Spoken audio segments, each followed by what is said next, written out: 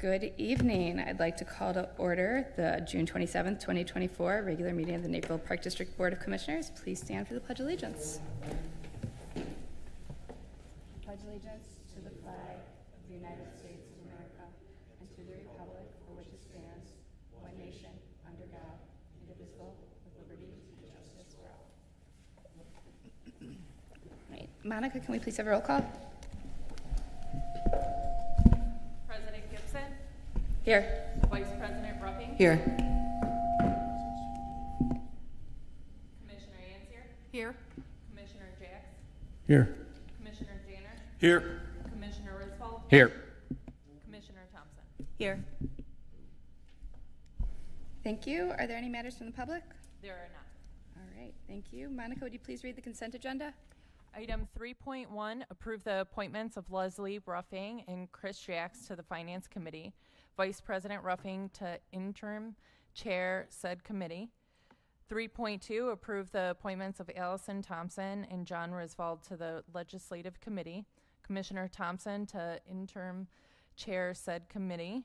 3.3, approve the appointments of Rhonda Ansier, Rich Janner, and Leslie Ruffing to the Parks and Recreation Committee. Commissioner Ansier to interim chair said committee. 3.4, approve the appointment of Mary Gibson to the Riverwalk Commission. 3.5, approve June 13th, 2024 regular meeting minutes. 3.6, approve June 13th, 2024 executive session closed meeting minutes. And that is all. Thank you. Are there any items to be removed from the consent agenda and considered separately? All right, hearing none. Move to accept consent agenda items 3.1 through 3.6. Second. Can we get a roll call, please? Vice President Ruffing? Yes. Commissioner Thompson? Yes. Commissioner Ansier? Yes. Commissioner Jacks? Yes. Commissioner Janner? Yes. Commissioner Risvold? Yeah. President Gibson? Yes. Move to approve consent agenda items 3.1 through 3.6. Second. All in favor? Aye. All right. We have no unfinished business. Next up is new business, Cloud Creek Greenway Shoreline Restoration. Good evening. A contract for restoring the shoreline in the central portion of Cloud Creek Greenway is anticipated to be presented to the Park Board for approval in July. The scope of work for this project includes the stabilization of shoreline extending through Cloud Creek Greenway. This work is the final phase for the creek and its shoreline, and it will focus on the section from Pradle Drive west to the pond. The 2024 improvements will stabilize approximately 1,100 linear feet of shoreline. Work includes the removal of invasive and undesirable trees and shrubs, minor grading to ensure stable slope, and installation of native seed for the shoreline back to approximately 30 feet. Shoreline restoration and stabilization work started in Cloud Creek Greenway in 2018, with the ponds followed by the stream from Book Road to Pradle Drive beginning in 2020. Pending contract approval, work is expected to begin in summer as weather permits, with the intent to reach substantial completion in early fall. Any questions? I have just a question about these shoreline stabilizations. When we're putting in the new native landscaping, does it qualify for a Monarch Way Station or anything like that? I know we have plaques in specifically designated areas throughout the district. Do these qualify? A lot of cases, the Monarch, to get the certification for the Monarch Way Stations, you need to have a certain species of plant material, like milkweed is a great example. Sure. And so at our Naperville Nature Center, those are great sites to place that type of plant material. But along shorelines, a lot of times it doesn't meet the criteria for what the Monarch Way Station would require. Okay. But a lot of cases, like insects and birds and other wildlife, they still enjoy that shoreline, even though it may not qualify for that type of species of plant material. Okay, so these are native plantings and things like that. It just absolutely doesn't necessarily meet that criteria. Awesome. Okay, thank Okay. you. All right, Frontier Sports Complex Central Playground renovation. A contract for the Frontier Sports Complex Central Playground renovation project is anticipated to be presented to the Park Board for approval in July. The scope of work for the playground renovation project involves removal of the existing play equipment and site furnishings, as well as installation of the new play equipment, playground, under drainage, concrete flat work, site furnishings, and landscaping. Pending contract approval, construction activities are anticipated to begin late summer with the intent that the project reaches substantial completion in fall. Awesome. Will it affect any of the day camps that go there? Yeah, so this is why this project is situated, when we're bringing it to the board now, as the day camps are more primarily focused over the summer season, so that's why we shifted this to a fall type renovation. Cool, thanks. Yeah. All right, no, go ahead. Oh, just my question. So when we're replacing this, is it gonna be the same play structures just redone, or is it gonna be like redesigned? Yeah, so the equipment will be replaced. It's due for a replacement. We're gonna try to salvage the existing curbing. Also working with the Parks Department, we're reducing and scaling back the landscaping, so to be less to maintain. But so it'll be all new equipment, but the curbing and just the structure of the playground or the footprint, so to say, will still remain in place. Okay, so it'll be just really replacing one thing for the same item, just a new version. Yeah, so we have a set criteria for age groups of 2 to 5 and 5 to 12, and so we try like swings are a general type of play equipment amenity, but there's other new structures and amenities that we try to fill the space with. So when you look at it, we try to have a similar quantity of play equipment pieces, but sometimes they're not exact. But we're adding the new equipment based on community input. Okay, thank you. Great, thanks. Knock Nose Park lighting improvements. The scope of work for this portion of the project consists of installation of control panels, 4 light poles with fixtures, security lighting for the Frank J. Russ Pavilion and storage shelter, and underground cable with conduit per building code. This is the final contract to be presented to the board for approval for the Frank J. Russ Pavilion installation and site improvements project. A permanent lighting system is needed to accommodate the programs and events at Knock Knolls Park and the Frank J. Russ Pavilion in the Upper Grove area with a new electric service line connecting to the Nature Center. I had a chance to present this project at our June 13th Parks and Rec Committee meeting. Since then, we had the ability to work with an engineer.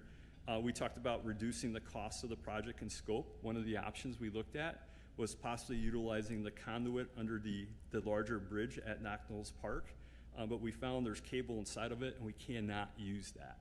And so based on our most recent engineer estimate, we're looking to, for the cost of this project, approximately $300,000. We also bid this project recently and we received a cost estimate from one bidder, or a proposal from one bidder, in the amount of $401,000. Based on this information, we're gonna recommend to the board this evening that we go back and refine the scope of work, and we talk to local contractors to reduce the cost of the project. And what I mean by that in process, just like we did for the Brighton Ridge Park pond dredging project earlier in the year, we had an estimate for the project of $600,000. And the bid that we had, the low bidder was $800,000. We did the same process and brought it back, and the low bidder the second time around was $600,000 within our budget. So we recommend that process for this project, and we plan to bring more information back to the board for review and consideration. Any questions? With breaking it up, do we still hope to get it done by this fall? That's our goal.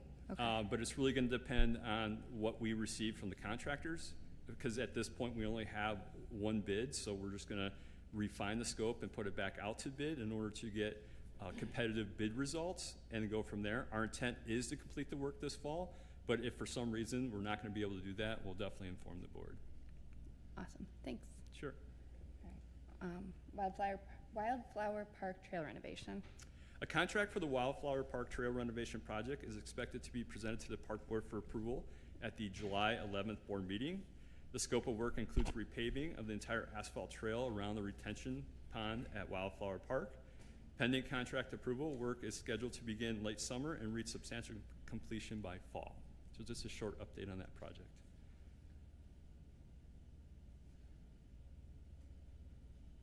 All right, fleet equipment purchase. Sorry, I don't have that. Oh, I was gonna say, that's probably not you.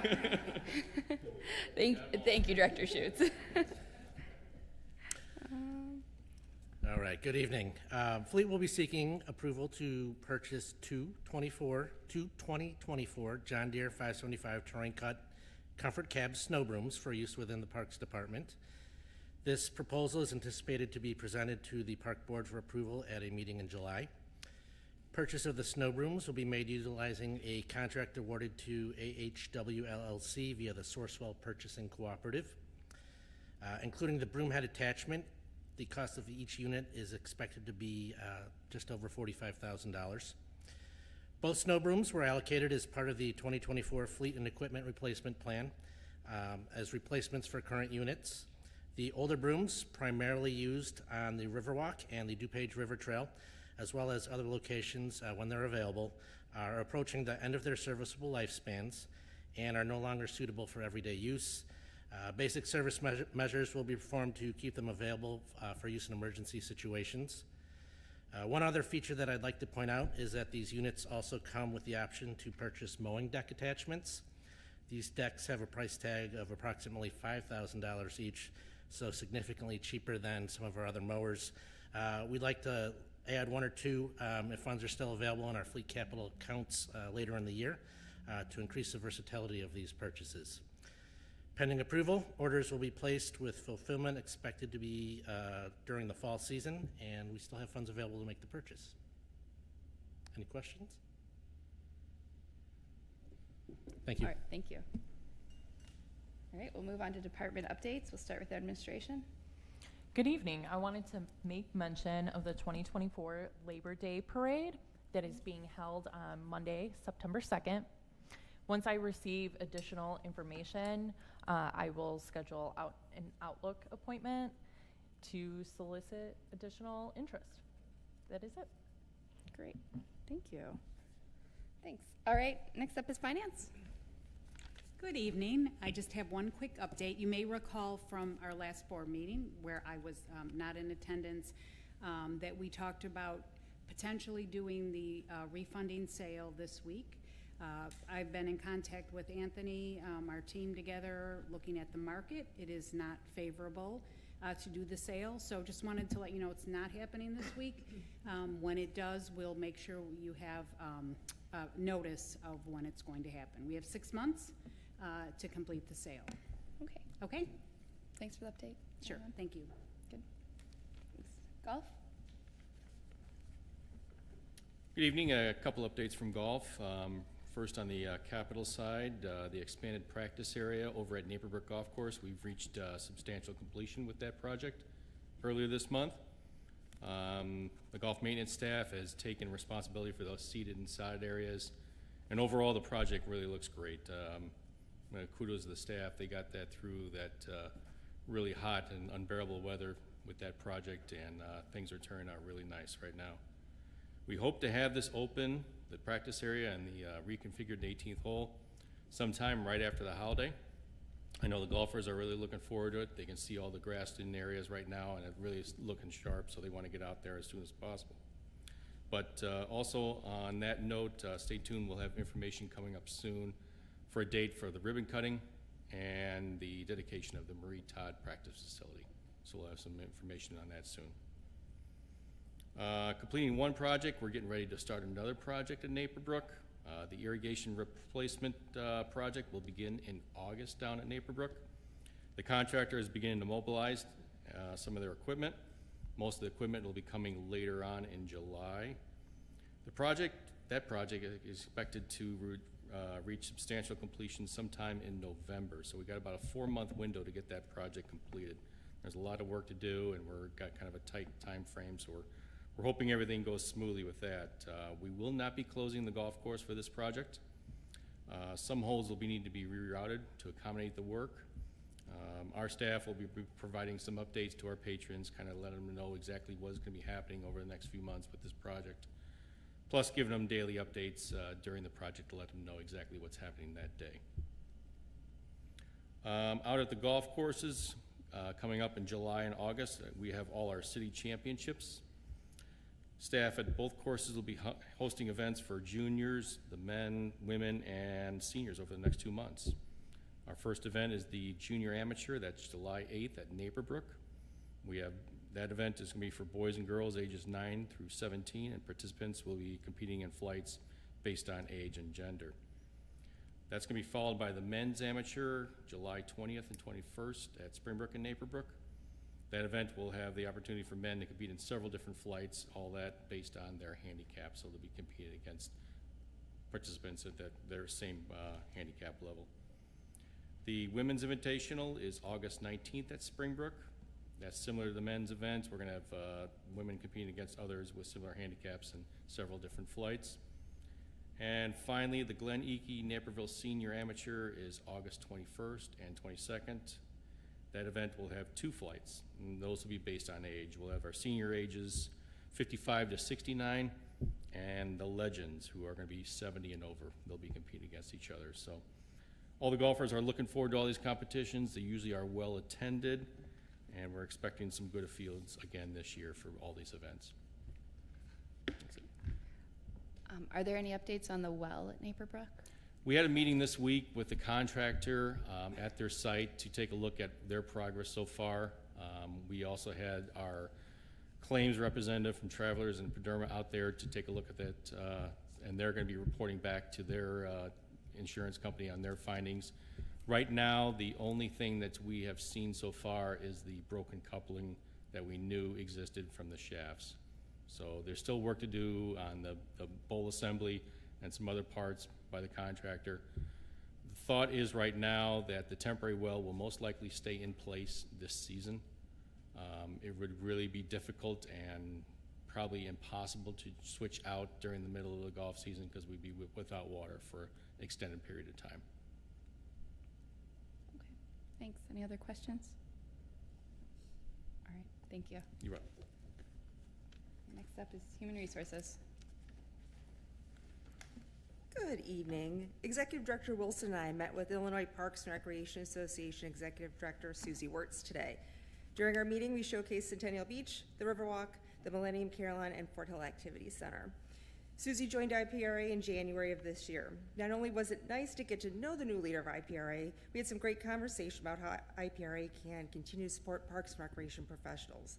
That being said, instead of my usual kind of boring updates, I'm going to highlight how staff's involvement in IPRA is contributing to the professional development and retention of parks and recreation professionals. Director Luthman is the Communications and Marketing Section Education Committee co-chair. That's a little long. But her responsibilities include reviewing all annual conference communications and marketing session proposals and making recommendations for the sessions to actually be presented at the conference. Through Director Luthman's involvement, she's working to provide quality educational session opportunities for communications and marketing professionals at varying points in their careers, which supports professional development. I serve as the chair of the Administration and Finance Section Parks and Recreation Salary Survey Committee. This committee works in tandem with IPRA and HR Source, who compiles the data and resulting reports. The committee provides input into the positions included on the survey and then the corresponding job descriptions. The work of the committee provides employers with access to current compensation information when evaluating compensation for current staff and new hires. I'm also on the planning committee for the Administration and Finance Section's HR Symposium, which is going to be held September 20th at the Carroll Stream Park District.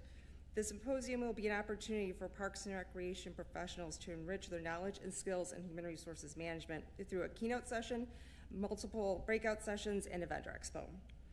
Other Naperville Park District staff are involved in IPRA, but I wanted to highlight these efforts and follow-up of sorts to the educational sessions that Director Luthman and I have presented at both state and national conferences. Yeah, that's great. Thanks for representing the Park District, all of you. So Thank you. It's really great. Thank you.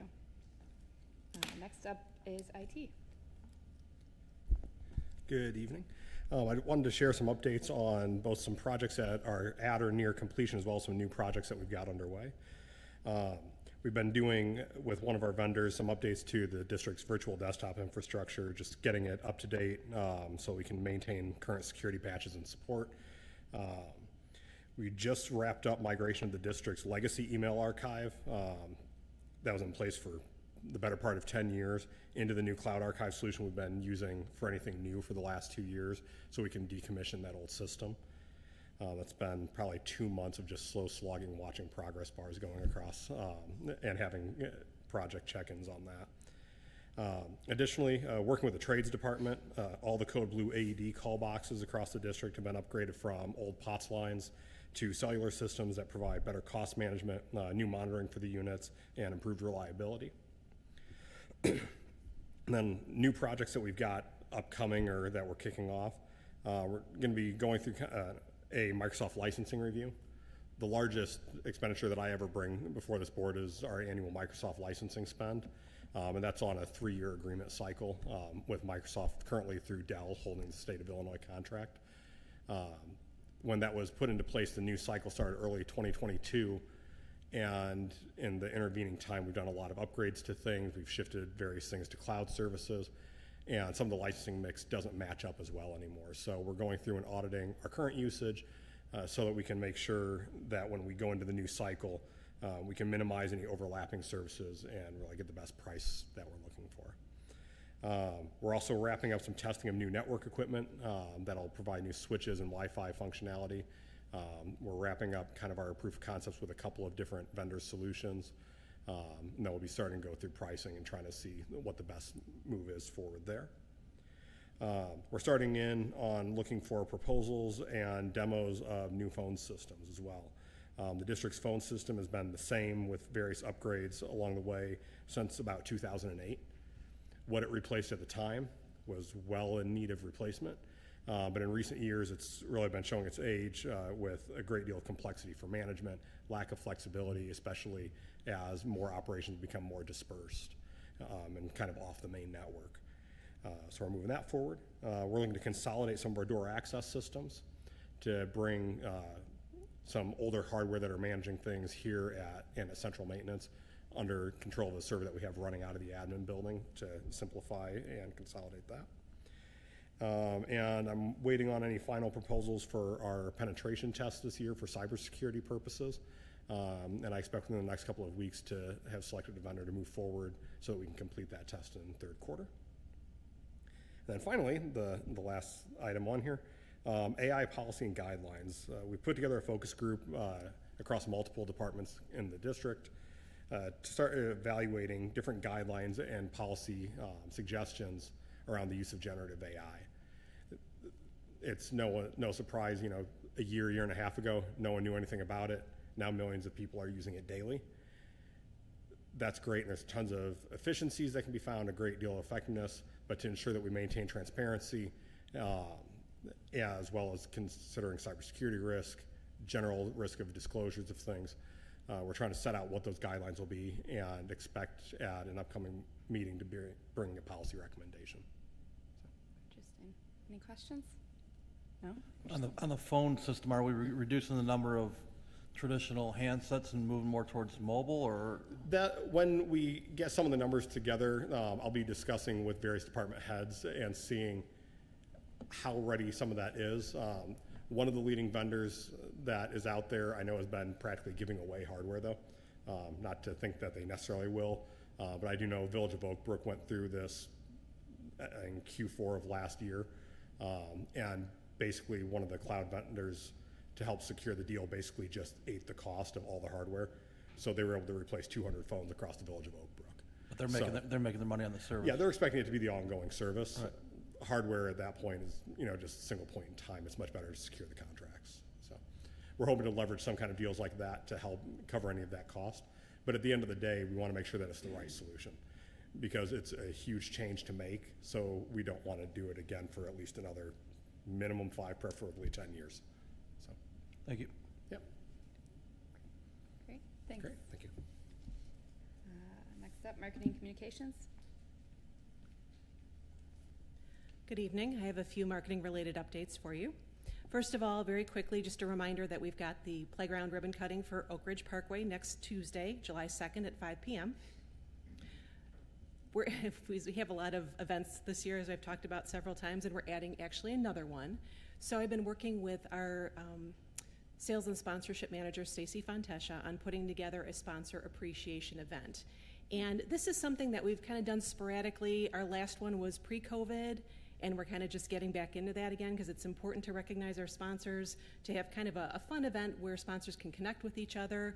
The board has an opportunity to connect with sponsors, whoever can attend, and then staff as well. So we're looking at Thursday, October 17th. It's going to be a morning event, 8 to 9:15. It's going to be here at the Fort Hill Activity Center, and it's going to be a light breakfast, some networking, and also some meditation. So we're going to bring one of our practitioners in for a 30-minute guided meditation session, which is something a little bit different. Last time we had an event, we were at the Riverwalk Cafe. At that point in time, that's what that facility was, and we did kind of a typical reception type thing. So this is a little bit different. It'll be interesting to see how that goes, but an invitation will be coming out probably early September, so just kind of keep that in mind and mark your calendars accordingly, because it would be great if you could all attend. And then finally, I know last month I had given you a social media update of sorts, just the fact that we've had our digital marketing specialist on board for about 6 or 7 months. He's been making excellent strides as far as really infusing our social media with a lot of life and fun, and which is exactly where we wanted to take this. So I wanted to give you an example of something really cool that we're seeing.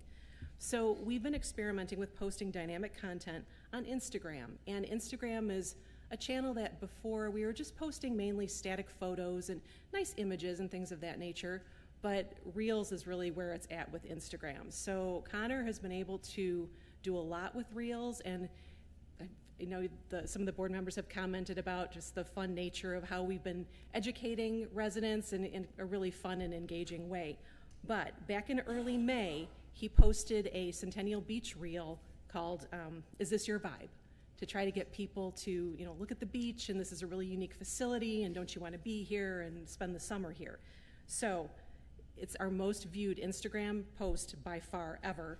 We had nearly 30,000 views, nearly 400 likes, and a handful of comments. And one was from somebody that said, you know, I've lived in Naperville, and this is the first time I'm getting a beach membership. So that's pretty cool, and kind of a nice testimonial to everything that we're doing. So I just wanted to share that, and I will continue to share social media updates ongoing as we continue to make strides to improve that. That's cool. Today's Zoolander fireworks one was also amusing. Yeah, it was pretty cute. Yeah, it was cute. Very cool. Yeah, a lot of good creativity coming from him, so very pleased. It's been fun to watch. Yeah, thank you. All Any right. questions? No? All right. Sounds good. Thank you. All right, Park Police.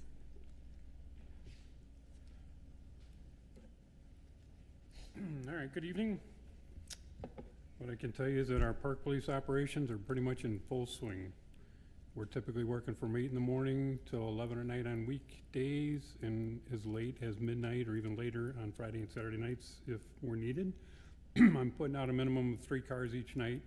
Fridays and Saturdays I put out an average of 5, and I'll even put out a 6th if I have an officer that wants to ride around on the ATV. Meanwhile, the PSOs have been working day in and day out with 2 at the beach and 2 in the UTV citywide. So I like to think that we've been able to establish a pretty obvious police presence district-wide so far this summer. We have been working really close with Naperville PD on the never-ending special events, but just as importantly, what seems to be a never-ending series of threatened pop-up takeover events purported to be taking place at different locations throughout the city, including the Riverwalk, Centennial Beach, and DuPage River Sports Park. To date, there hasn't been anything that's materialized that we haven't been able to manage. And then district-wide, we're seeing occasional spikes in activity like we do every summer, but no incidents of any significance that we haven't been able to manage. Great. Awesome. Thank you. Parks? All right, hello again. As glamorous as the world of park maintenance can appear to be to the outside, I wanted to provide a peek behind the curtain and talk about how swings in weather conditions can greatly affect our planned maintenance activities. With the addition of summer staff and the recent run of hot weather, our mowing crews were able to transition to project work such as bed edging and mulching, ball field repairs, pressure washing of concrete areas, and pruning and chipping. As you can imagine, we also had to spend quite a bit of time watering our annual flowers and spring tree plantings. Conversely, when we have large storm events like we had this past weekend and on Tuesday, staff will have to allocate time towards debris cleanup and the unclogging of flooded stormwater culverts and grates to allow drainage.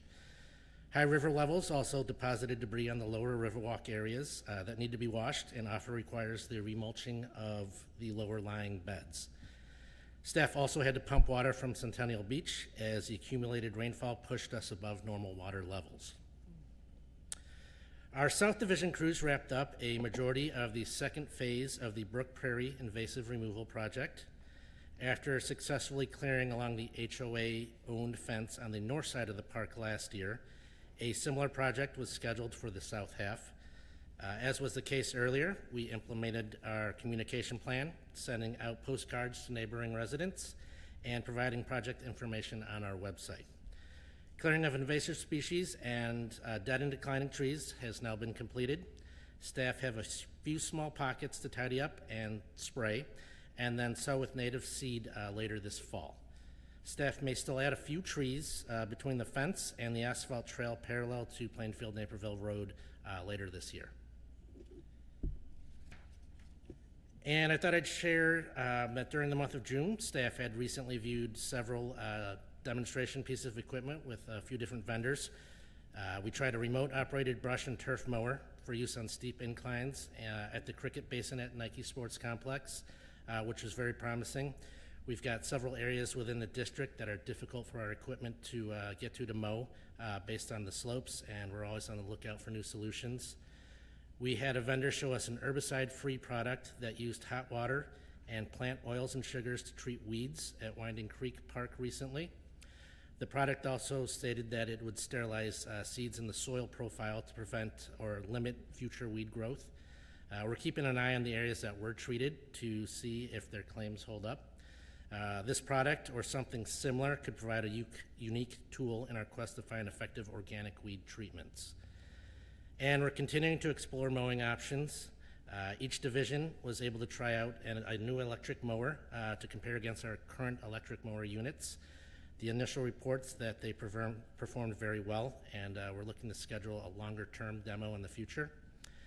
Staff also attended a field day and were able to see some other autonomous mowing equipment options offered by different vendors. And that's a subject that we're continuing to evaluate, and as we look to determine if there's a good match for us in the future. Our current relationship has worked out very well, but it's something that we want to keep an eye on as technology continues to advance. And that's what I have in parks tonight. Very cool. Questions? I have a question about pumping water out of the beach. Where do you pump it into? So there is the basin where the Prairie Nature Garden is. So Okay. as you know, you have the chlorinated water, and as the water is pumped into that basin, it's with the thought that the UV lights will help break down some of the chemical in the water before it enters into the system. Okay, cool. Thanks. All right. Thank you. Thank you. Appreciated the look behind the curtain there. All right, planning and development. Hello, I have 4 items to share with the board this evening. The first one is Country Lakes Park Ball Field Dugout Shelter Installation. This was an item that was presented at the June 13th Parks and Rec Committee meeting, identifying a purchase order for the Country Lakes Park Dugout Shelter Installation plan to be executed in the upcoming weeks. The scope of work for this project consists of installing 2 dugout shelters for the existing ball field located at Country Lakes Park. The intent is to secure the shelters through a Sourcewell purchasing network via purchase order. Following the Parks and Rec Committee meeting, staff actually identified an alternative solution. We plan to place 2 dugout shelters, 1 on each side. They are 8 by 24 feet. We identify we can get dugout shelters that are 8 by 19.5 feet, so a 4.5 foot reduction on each side. And essentially that's where you would walk into the shelter, but when you sit on the benches, it's still covered and protect the players from the sun and inclement weather. So we asked, well, what would the cost be for that slight reduction in the shelter surface area? And the initial price was $36,560, and it would be lowered to $28,224. So with that being said, we recommend those dugout shelters and proceeding with the execution of the purchase order. So we just want to provide an update on that. Also, that provides additional lighting within the dugout area. So players in those evening conditions, they have more light that would illuminate and come inside that dugout space. Great. Thanks for the creative solution to get the cost down. That's Yeah, saves wonderful. money. Yeah, that's great. The next item is the Springbrook Parkway Pedestrian Bridge 4 inspection and recommended removal. So this is part of the handouts that you have. There's 2 images, but recently V3 companies and their engineers inspected the Springbrook Parkway Pedestrian Bridge 4. This bridge is located east of where Meadow Road terminates into Springbrook Parkway. The recent inspection revealed deficiencies where improvements or repairs to this bridge would be impractical. For example, the east abutment has significant cracks. Also, scouring and erosion at the abutments appear to be worsening, as well as the bridge has no hand railings. It is unclear when and how the bridge structure was constructed. Staff closed this bridge with snow fencing barrier based on PDRMA's recommendation until the structure can be removed by the Park District. And so the one image shows the construction fencing and the bridge closed signage, which we also have on our website and plan to send mailings to adjacent residents about this. The next handout that you have is this one right here that's titled Springbrook Parkway Trails by Owner and Type. You'll see there's a couple notes on there. The first one is where the existing bridge is located, and then it says proposed trail connection. In lieu of replacing a new bridge or considering the placement of a new bridge, we're recommending placing a new mode trail section on the west side of the existing creek, just like it is now on the east side of the creek. In collaboration with Director Quigley and his staff, this is definitely a viable option, and we recommend this option to allow residents on the west side of the creek to get to the east side or vice versa. This is a very reasonable option and very effective option where you don't have to design, permit, and build a new bridge. So we think it's a very resourceful and creative option that we want to share with you this evening. Are there any questions? Oh, go ahead, Commissioner. Any idea what the community response would be? I mean, you get any feel from the people that use that area a lot, what their opinion on this might be? We heard from 3 residents to the area to the west. That's actually an unincorporated area. And they just like to have the ability to get to the east side of Springbrook Parkway. And this solution allows that to happen with the mode trail versus adding a new bridge. So we know the old bridge needs to be removed, but in lieu of adding a new bridge, we're recommending this mode trail on the east end so residents on the west side can get to the east side. So it's not so much about the bridge, it's just being able to get from where you need to get to. Absolutely. It's about access and connectivity. Mm-hmm. Sure. I appreciate the district and staff's communication with everybody there too. I know this was something that kind of came up suddenly, but I also know some residents already got mailings about it today. Oh, great. So thank you for being quick and communicating with them, since I do know people use this regularly. So yeah, and that goes to Sam and her team for getting the information out there. But once we received the inspection report, we reached out to Katie and her team, risk management, had a conversation with PDRMA, identified we needed to close that bridge. Yeah, makes sense. Any other questions or comments, Executive Director Wilson? Yeah, and the intent would be that with the pathway that's being proposed to replace the bridge, that we would then have a communication process around that, inform the residents that this is the solution to be able to provide continued access to the mode turf trails. And then that's something that we will work with our parks team this summer to actually complete in the very near future. Great, thank you, that's helpful. So just to make sure I understand the timeline for the new grass path and having this workaround, what do we think that's going to be? Yeah, so the first phase, as Executive Director Wilson identified, will be the communication. Mm-hmm. So the intent is to roll that out next month in July. Usually that's about a 1 to 2 week process, and then shortly thereafter, and that includes updating our website. We would then start with clearing the area, which is mostly invasive grasses and some small native areas that we could replant other places, to do that this July, August. Can we put some of those yard signs with the QR codes out there, so yeah, the Corex people who signs are used to having that as a walkway are able to absolutely walk up and thing? And we also have Corex signs coming for the bridge close as well. We have some temporaries because it happened so quickly. We have some temporary bridge close signs, but yes, we can add Corex signs as well. Cool. Mm-hmm. Awesome, thanks. And then also, I would like to update the board on, it's called the Business Enterprise Program Utilization Plan. This is for the Frontier Sports Complex Central Playground Renovation Project. This is a project I mentioned earlier. The Naperville Park District received a grant from the State of Illinois Department of Commerce and Economic Opportunity for the Frontier Sports Complex Central Playground Renovation Project in the amount of $181,000. This grant agreement's already approved.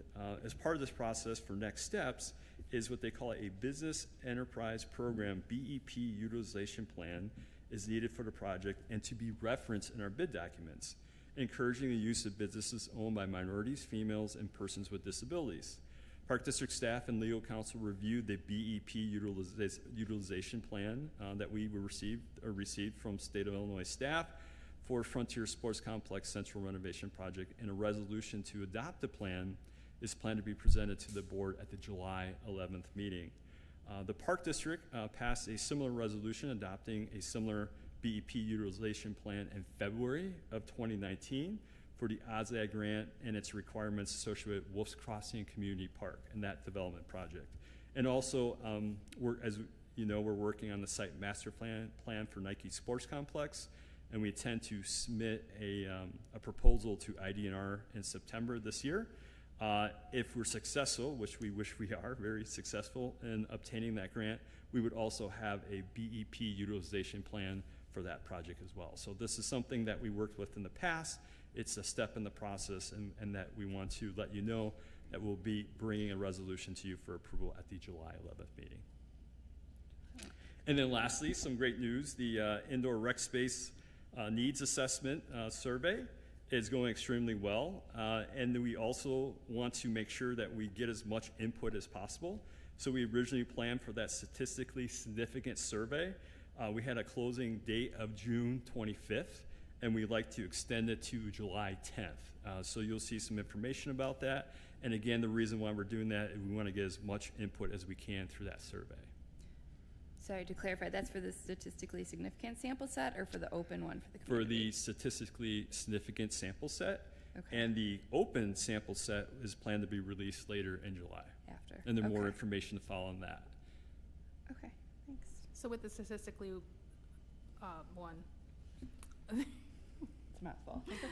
I know, okay. Are you already have like another set amount of people or homes chosen for that, or how does that work versus just like the open one? It's essentially the folks who receive the postcard notices, which is over 5,000, that we're encouraging those who maybe set it on the side or just hasn't got done yet. We're just another touch point to let them know, please take the survey, hoping to get more responses. Mm-hmm. That's an outside company that's doing that, right? We have It's- a contractor. So if they don't get enough, they're gonna call, or like we're confident we'll get a statistically significant. Yeah, number? they'll provide us with a statistically valid survey. This is being completed through the University of Illinois as one of the subcontractors on the project and their team. So yes, they feel good about where we're at with the responses that we received, but as Director Schutz mentioned, we want to provide those who received a postcard with some additional time to provide input to get more. And then have that opportunity in July, which will have quite a bit of promotion around for the open survey that any Naperville resident will be able to complete the same survey and provide their input. Great. I like giving more time. The more people that can do it, the better. Mhm. So great. So that's it. Thank you. Awesome. Thank you. And finally, recreation. Yes, good evening. So, staff participated in the Juneteenth event this year that was held on Rotary Hill. The event was very successful, and we were very happy to be a part of it this year. The plan is to continue participating in other community-wide events, special events throughout the summer. Centennial Beach has certainly been a popular place over the last few weeks. The heat wave assisted in getting membership sales back on track and comparable to 2023 sales. In addition to the membership sales, daily admissions are currently sitting at about 11% higher than last year. The paddleboat quarry rentals also have seen an increase in sales. We are up 30% in volume. Actual boat rentals are similar to previous years, but the food and beverage sales have increased significantly. The Knock Knolls Nature Center continues to attract new and returning visitors. This past May, we recorded over 2,100 drop-in visitors. It is very exciting to continue to see this interest, especially as the Nature Center embarks on its 10th year anniversary this year. This fall, we will be hosting a celebration on September 28th, which will include family activities, hikes, live animal interactions, and more. And the Nature Center will also unveil a new interactive kiosk exhibit in honor of the anniversary. The recreation programming staff are busy juggling the summer craziness while also preparing for the fall program session already. The fall program guide production is in progress with the guide information to be released at the end of July. Staff are working closely with the City of Naperville in preparation for the annual 4th of July fireworks show down at Frontier Sports Complex. The actual show is set to kick off promptly at 9:30. New to the event this year is a special performance by the Naperville Municipal Band. In partnership with the Park District and the City of Naperville, the band will perform at 7:30 down at the Wagner Pavilion next to the library and the splash pad. So it should be fun. Be there by 9:30. It's a great idea. Yeah, and come for the band. It'll be fun. That's awesome. Yeah. Any Very cool. questions? No, that's Okay. great. Thank you. Thank you. All right. Well, with that, the next regular meeting of the Park Board of Commissioners is July 11th, 2024, 7 p.m. here at Fort Hill Activity Center. Move to adjourn the June 27th, 2024 regular board meeting. Second. Roll. Was it a roll? Voice vote? All in favor? Aye. Aye. Aye. All right. Thank you, everyone. Have a good day.